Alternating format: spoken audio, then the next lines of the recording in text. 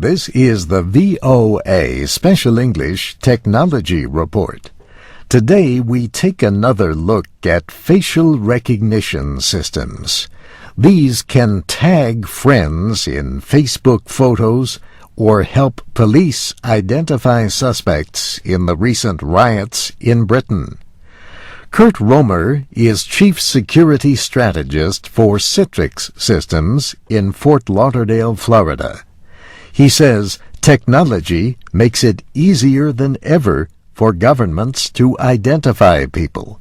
Governments can go through and identify, profile, and target people basically in any order. And it is very much a fine line between effective law enforcement and privacy.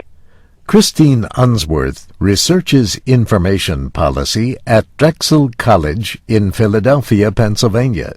She says she is concerned that governments and police are increasingly using facial recognition software without clearly defined policies. There's so much secrecy around this information that we don't really know how these kind of images or other sorts of personal data points are being used, how long the information's being retained, all of those kinds of things. So I guess for me it's an issue of transparency and dialogue.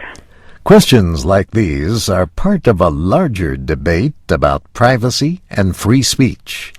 After the riots, British Prime Minister David Cameron raised the possibility of interfering with social networks. He said the question was whether it would be right to stop people from communicating when we know they are plotting violence, disorder, and criminality. China's official news agency Xinhua says the British government has recognized that a balance needs to be struck between freedom and the monitoring of social media tools. Xinhua added, "We may wonder why Western leaders, on the one hand, tend to indiscriminately accuse other nations of monitoring, but on the other, take for granted their steps to monitor and control the Internet." Europe has some of the world's strongest policies on privacy rights.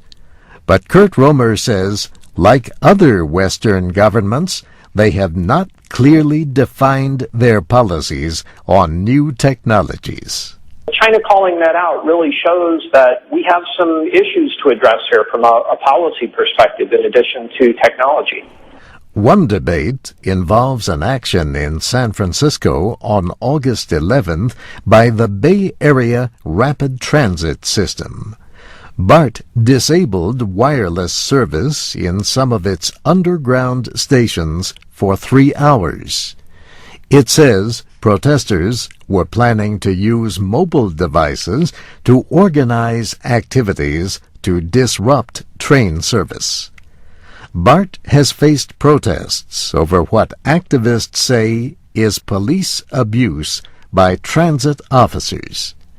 BART says it acted to protect public safety. The American Civil Liberties Union of Northern California says the decision was, in effect, an effort by a government agency to silence its critics.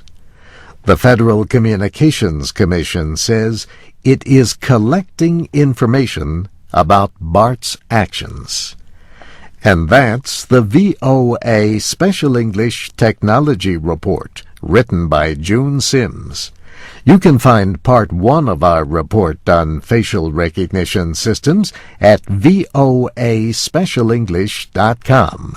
I'm Steve Ember.